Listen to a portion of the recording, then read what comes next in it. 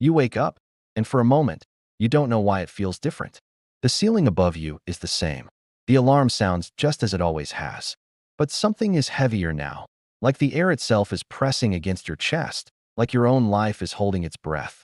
Your phone is the first thing you touch, not out of excitement, out of habit. You scroll past strangers' lives, headlines that will fade, jokes you don't find funny. The same train carries you past the same streets you stopped noticing years ago.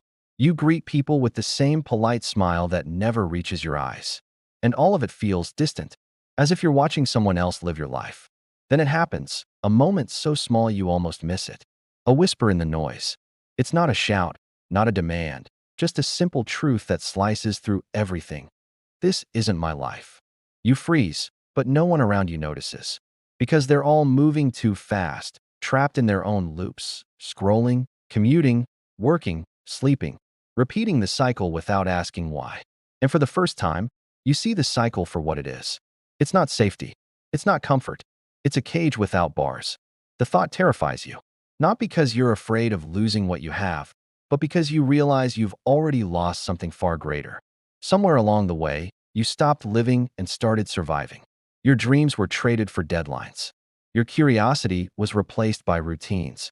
The person you were meant to become is still waiting for you, and you don't know how much longer they can wait. Nietzsche once said, "Your second life begins the moment you realize you have only one." And today, that moment has arrived. The question is, what will you do with it? Will you push the whisper back into silence? Will you keep your head down and pretend you didn't hear it? Or will you let it burn away the illusion until there is nothing left but the truth? Because once you hear it, you can never go back. And maybe that's the point. Most people spend their first life thinking they are living, when in truth, they are only rehearsing. We are taught from the moment we can walk to follow the script, go to school, get the grades, find the job, keep the job, build the resume, and pray that somewhere in the middle of all that, happiness will arrive like a package we ordered years ago. But the truth? Happiness isn't on its way. It was here once, when you were young enough to dream without permission, and it was trained out of you.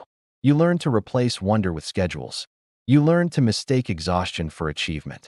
You learned that fitting in was safer than standing out, even if it meant betraying who you really are. In your first life, you play a role you never auditioned for. Every decision, every sacrifice is made not for yourself, but for an invisible panel of judges. The people you imagine are watching and evaluating your every move. And so you keep performing. You smile at the right times. You speak the right words. You celebrate milestones that mean nothing to you because they're the ones you were told should matter. But here's what no one tells you.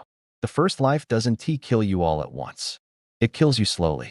It's the way you sit in a meeting, nodding, while your soul is somewhere else entirely.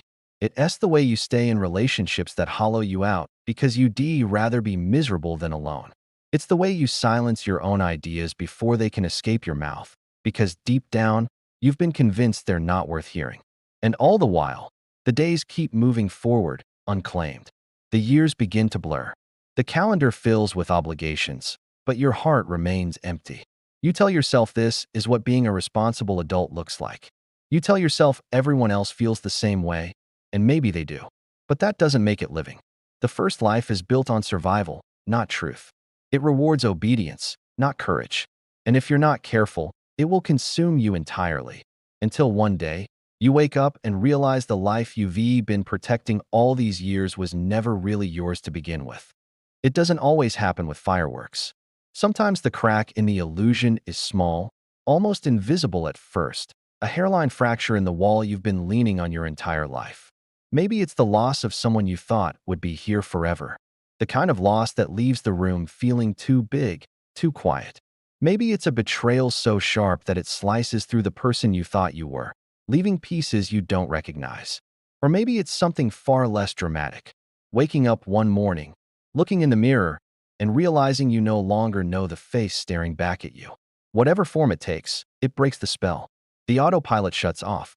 And for the first time in years, you see the truth with terrifying clarity. You do not have forever. You have now. You have whatever breath is filling your lungs in this moment. And every second you spend pretending, postponing, or waiting is a second you will never get back. At first, you try to push this awareness away. It's easier to drown it in distraction, scrolling, shopping, working late, filling the silence with noise. But once the illusion is cracked, it can't be repaired. Every time you go through the motions, you feel it, that ache in your chest that whispers, "You are meant for more than this." It's a dangerous kind of knowing, because once you see the bars of the cage, you can't unsee them. You can decorate them, you can tell yourself they're made of gold, but you will always know they are bars. And the longer you stay inside, the heavier they become. Some people, when the illusion breaks, hurry to patch it up. They tape over the crack, repaint the wall, and pretend it was never there. But others, few, very few, choose differently. They lean into the break. They press their hands against it until the whole wall comes down. Because they would rather stand in the rubble of a false life than stay safe inside a prison of comfort. The crack in the illusion is not the end of you. It is the beginning. The question is whether you will step through it, or turn away and spend the rest of your years wishing you had. Regret doesn't arrive all at once. It doesn't come crashing through the door, demanding to be felt. No, it slips in quietly, almost politely, and takes a seat somewhere in the shadows of your mind. It begins with small things. A conversation you didn't start. A trip you kept postponing. A dream you told yourself you'd chase when the timing was better. At first, you barely notice. Life still looks normal. Birthdays are celebrated. Bills are paid. Vacations are planned. But beneath the surface, something begins to rot. One day, you catch yourself smiling less, even in moments that are supposed to make you happy. You feel heavier when you wake, as if the night didn't rest you. It just reminded you of all the mornings you've wasted. You can't name it, but you know it's there. And if you sit still long enough, you'll hear it, the whisper. You could have been more. That's all it says. It doesn't shout. It doesn't argue. It just reminds you of the life you abandoned while pretending you had more time. Nietzsche believed that regret is a form of self-betrayal. The slow, dawning realization that you've wasted the only miracle you were ever given. The miracle of existence. And here's the thing, you won't regret your failures. You won't regret the risks that ended badly. You will regret the moments you stayed silent when you should have spoken, the years you sat still when you should have moved, the dreams you let starve because you were afraid to feed them. Look around you. You can see it in others, the quiet desperation. The way people laugh a little too loudly at jokes that don't touch their hearts. The way they brag about promotions that cost them their peace. The way they count down the days to vacations like prisoners counting down to release. Regret is not just sadness. It's not just disappointment. It is the haunting knowledge that you never really lived. And the worst part is, it's irreversible. You cannot reclaim the years you traded away for comfort or approval. You can only decide whether you will let the rest of them slip through your hands in the same way. And if you've ever felt that weight settling in your chest, you already know, nothing is heavier than the life you could have lived. Nietzsche once posed a question so powerful, so unsettling, that if you take it seriously, it can change the way you live forever. He called it the thought experiment of eternal recurrence. Imagine this. A voice appears before you, calm, certain, and tells you that you must live this exact life, exactly as it is, over and over again, for all eternity. Every choice, every mistake, every conversation, every joy, every heartbreak, repeated endlessly, without a single change. Would that be a blessing or a curse? If the thought fills you with gratitude, if you would embrace the repetition because your days are full of meaning, then perhaps you are already living as you should. But if the idea makes your stomach turn, if it feels like punishment, then that is your wake-up call. It means you are spending your days in ways that, deep down, you would not willingly choose again.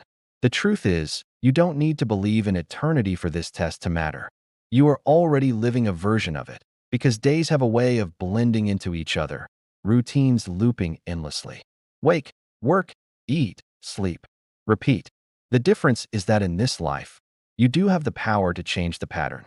You can rewrite the script, but only if you stop pretending you have unlimited time to do it. There is no perfect moment coming to save you.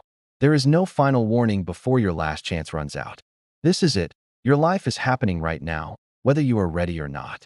So ask yourself, if today was a day you'd have to repeat forever, would you be proud to live it again? Or would you dread it? And if the answer terrifies you, good. That fear is your proof that something has to change. Because once you see the truth, once you feel the weight of that question pressing against you, there is no going back to sleep. The only way forward is to live in a way that you would be willing to live 1,000 times over. There comes a point when the realization hits too deeply to ignore. The pattern is clear. The loop is endless. And you can either keep circling inside it, or you can break it. Breaking the script doesn't always look dramatic from the outside. Sometimes it's not quitting your job in a blaze of glory or moving across the world with nothing but a backpack. Sometimes it starts quietly, with a single no. No to the project that drains you. No to the friend who only calls when they need something. No to the expectations that have kept you small for far too long. But each no creates space. And in that space, the yes begin to emerge.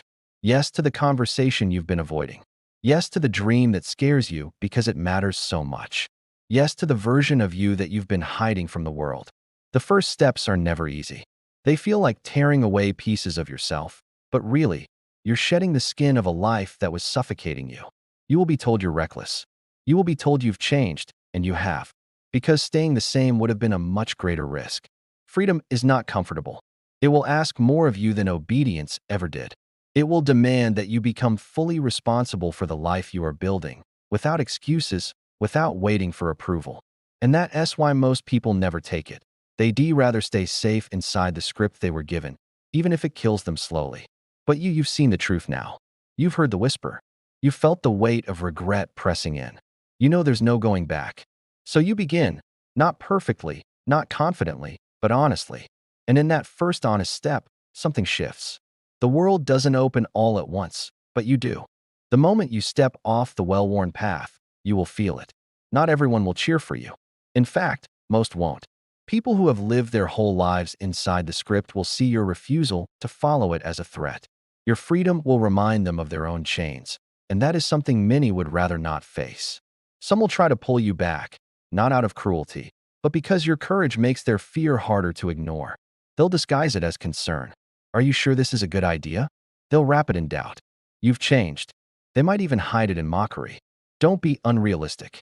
But beneath their words is the same message. Come back to the herd. Nietzsche called it the herd instinct, the pull towards safety in numbers, the comfort of being like everyone else. And the herd has its rewards. Approval, belonging, praise for your compliance. But those rewards come with a cost. You have to surrender the truest parts of yourself. Choosing authenticity means risking exile. It means that some people you love will drift away, not because they hate you, but because you are no longer the version of yourself that fit neatly into their world. And that loss will hurt. It will feel like tearing something out of you. But the alternative is far worse, staying small so others feel comfortable. Living a life that fits their mold while yours rots in silence. Yes, the world will resist you. It will question you. It will try to shrink you back into a shape it understands. But remember this, you are not here to be understood by everyone. You are here to be yourself. And sometimes that means standing alone, so that you can finally stand at all. Fear is the oldest companion you've ever had. It's been with you in every step, every choice, every hesitation. Most people treat it like an enemy, something to run from, something to silence. But fear, when you listen closely, is not just warning, it's direction. There are two kinds of fear. The first is the fear that keeps you small, the fear that chains you to routines you've outgrown, relationships that hollow you out, a life that feels safe but suffocating. That fear whispers, stay here. It's better than the unknown. And if you obey it, it will keep you alive, but never truly living. The second kind of fear is different. It's sharper, louder. It rises in you when you stand at the edge of something that matters. A conversation that could change your life. A dream that feels too big for you. A risk you can't stop thinking about. This fear doesn't mean stop, it means go. It's the body's way of telling you, this is important. Nietzsche believed life belongs to the courageous, to those willing to stand in the full weight of their mortality and act anyway. When you realize you have only one life, fear stops being something to avoid. It becomes fuel. It becomes the fire that drives you to say yes before you're ready, to speak even when your voice shakes, to step forward without a guarantee. You don't need more time. You don't need more motivation. You don't need to wait until you feel ready. You need to take the fear you have and burn it until it lights the way forward. Because the truth is, fear and excitement are the same flame. They just burn in different colors. And the moment you stop running from that fire, you start using it to move. The death of your first life doesn't come with a funeral. There are no tears, no speeches, no goodbyes. It ends in silence. The moment you stop chasing what was never yours to begin with. It dies when you quit apologizing for being different. It dies when you stop playing small to protect other people's comfort. It dies when you finally accept that the version of you who fit neatly into their expectations is never coming back. And in that silence, something else begins. Not perfection, not certainty, but freedom. Your second life is not about doing more. It's about doing what matters. It's not about running faster. It's about running toward the right things. It's not about becoming someone new. It's about finally becoming real. This life is urgent, ferocious, grateful. You start saying no to everything that shrinks you. You start saying yes to everything that ignites you. You love with both hands. You forgive without bitterness. You dream without asking for permission. The people who once applauded your compliance may not understand this version of you. Some will resent you for it. Your authenticity will be a mirror they're afraid to look into. But you will stop living for their applause because you've finally understood it was never for them. The second life is not for everyone to approve of. It's for you to live, fully, fiercely, without apology. And once you step into it, you'll realize you can never go back. No one tells you how much it hurts to become who you are. We like to imagine transformation as a beautiful, seamless rise, a shedding of the old self like a snake slipping out of its skin. But the truth is far messier. You will not glide into your second life. You will fight for it. You will bleed for it. And you will grieve for the person you used to be. You will miss the comfort of fitting in, even when you hated it. You will miss the approval of people whose opinions never truly mattered. You will miss the familiar numbness of not trying, because trying means risking. There will be days when the weight of it all makes you want to go back. Days when fear sounds louder than hope. Days when it feels easier to pretend again. But the old life will no longer fit, no matter how hard you try to slip into it. Pain is part of the process. It's the proof you are changing. Every step forward strips away something false, an old belief, a worn-out identity, a habit that was quietly killing you. And each loss leaves an ache behind. But pain is temporary. Regret is forever. You can heal from the wounds of risk. You cannot heal from the ache of never having tried. So you keep going, even when it's heavy, even when you're tired, even when you don't know what's waiting for you. Because deep down, you know the cost of turning back is far greater than the cost of pressing on. If you knew you had only 1 year left to live, truly knew it, you would not waste another second playing small. You would stop explaining your worth to people who will never see it. You would stop shrinking to fit inside spaces you've already outgrown. You would stop postponing the things that make your heart burn because they scare you. And here's the truth. You do have only 1 year left, because every year is the last of its kind. You will never be this young again. You will never have this exact mix of energy, health, and possibility again. This version of you exists only now. You would start choosing differently.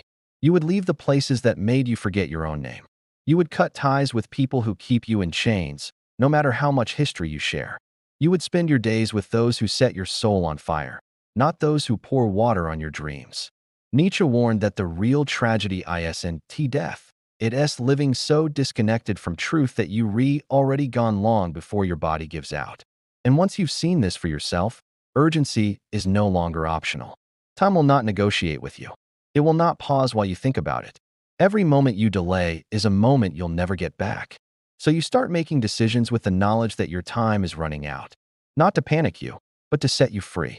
Because when you live as if time is short, you finally stop wasting it. This is it.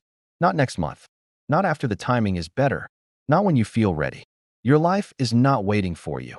It's moving, right now, with or without your permission. Every second you hesitate is a second you hand over to the life you no longer want. You have one life. One fragile, fleeting miracle. Stop rehearsing for a moment that may never come. Stop postponing the dreams that keep you awake at night. Stop apologizing for wanting more than survival. Your second life begins the moment you decide you are done pretending you have time. And that decision will never be made for you. It will only ever be made by you. Some will not understand. Some will call you reckless. Some will quietly resent you for becoming what they were too afraid to be. Let them. This life was never meant to be lived by committee. You are here to burn, to blaze so brightly through your short time on this earth that there will be no doubt you were here, truly here. When the end comes, may you have nothing left inside you but gratitude, Gratitude that you didn't leave this world without ever showing it who you really were. So I'll ask you, right now, the only question that matters. If today was the only day you were guaranteed, would you still waste it pretending? If your answer is no, then tell the world. Write it below. I'm ready to live my second life. Not tomorrow. Not someday. Today.